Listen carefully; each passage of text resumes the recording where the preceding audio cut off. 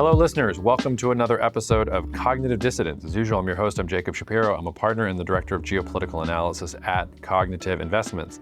It's not going to be business as usual on the podcast today. I want to tell you about a couple different things that are going on. First of all, it has been a crazy week. It's been a crazy 2 weeks. I have been all over the place on the road in Colombia. As you know, if you listened last week, I'm in New York City right now recording. I had tried to get a French analyst to come on and talk about Macron's decision to take France to legislative elections. The timing just didn't work out. So he's still going to come on next week. We've got that episode coming, but we didn't get it for you in time this week.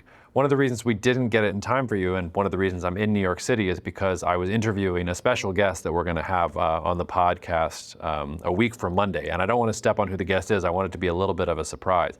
But I do want you to know that we're going to be changing the name of the podcast. So the podcast is going to go from being the Cognitive Dissidence podcast to the Jacob Shapiro podcast. And I want to tell you this well in advance, first of all, so that when this comes up on your podcast app, you're not like, what the heck is this Jacob Shapiro podcast and where's the Cognitive Dissidence podcast? That's not what's going to happen. You don't have to do anything. You don't have to re-sign up or anything like that. It's just going to be a change of the name of the podcast, change of the logo and things like that. You might be asking yourself, but Jacob, why are you changing the name of the podcast? Cognitive Dissidence is so pithy and such a great pun. You're right, it is pithy and it is a really great pun. It is also incredibly hard to enunciate on a stage and get people to follow your podcast because they're like, is it cognitive dissonance? Is it dissidence? What is he actually talking about? Turns out that wordplay with fancy words doesn't really work that well. In addition, we got a cease and desist letter from a group called Mormon Discussion Incorporated, which claims that they were doing business as the Cognitive Dissidence podcast before us.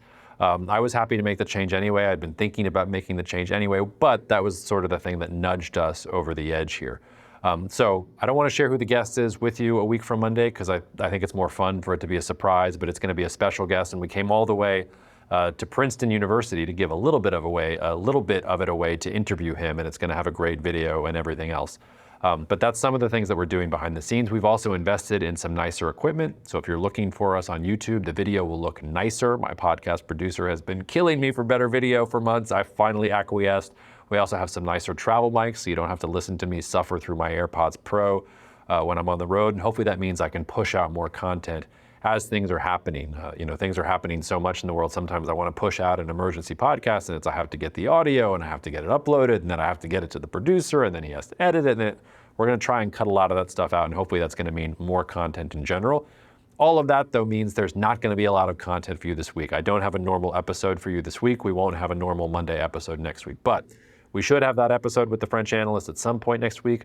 Rob and I will be back at it for our usual chat next Friday, and then the clock will strike 12 and the new podcast name, the Jacob Shapiro podcast, will appear, and our really special guest conversation for that first episode will be there. Again, you don't have to do anything, but if you see the Jacob Shapiro podcast pop up on your screen, you weren't hacked.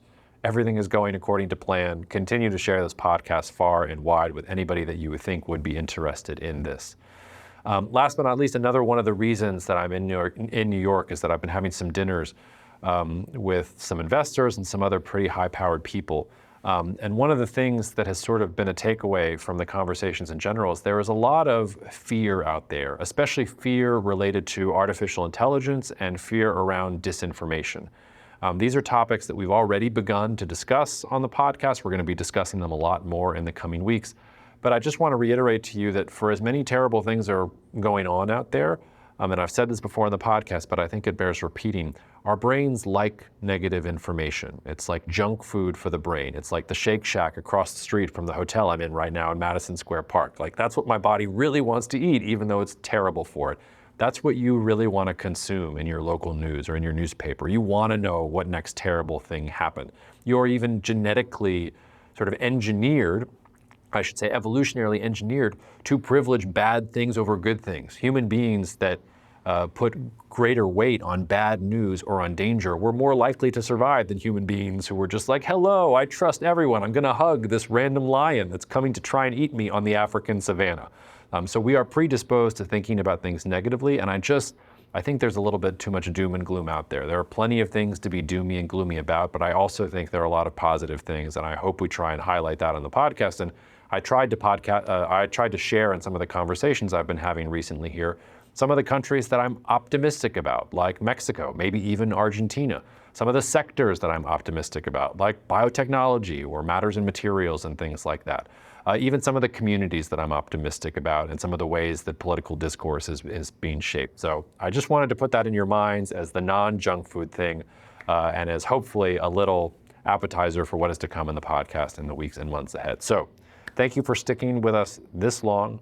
I look forward to unveiling the next chapter of this podcast and doing many more episodes with all of you. As always, you can email me at jacob@cognitive.investments if you have any questions, comments, concerns, you want to tell me what you had for breakfast yesterday morning. It's all fair game. I'm happy to hear all of it. Take care of the people that you love. Cheers and see you out there.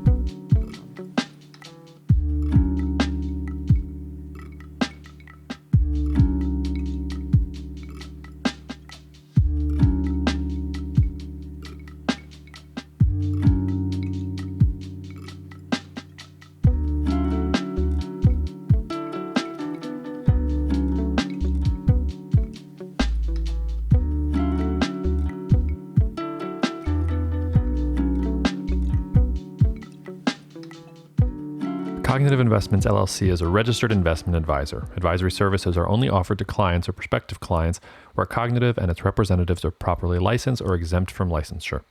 For additional information, please visit our website at www.cognitive.investments. The information provided is for educational and informational purposes only and does not constitute investment advice, and it should not be relied on as such. It should not be considered a solicitation to buy or an offer to sell a security. It does not take into account any investor's particular investment objectives, strategies, tax status, or investment horizon. You should consult your attorney or tax advisor. The views expressed in this commentary are subject to change based on market and other conditions. This podcast may contain certain statements that may be deemed forward-looking statements. Please note that any such statements are not guarantees of any future performance, and actual results or developments may differ materially from those projected. Any projections, market outlooks, or estimates are based upon certain assumptions and should not be construed as indicative of actual events that will occur.